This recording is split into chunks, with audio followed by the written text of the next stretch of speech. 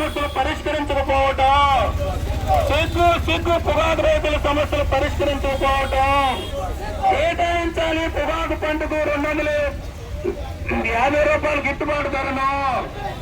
కల్పించాలి పొగాకు పంటకు గిట్టుబాటు ధరలను, కల్పించాలి పొగాకు పంటకు గిట్టుబాటు ధరను, కేటాయించాలి పొగాకు పంటకు గిట్టుబాటు ధరకు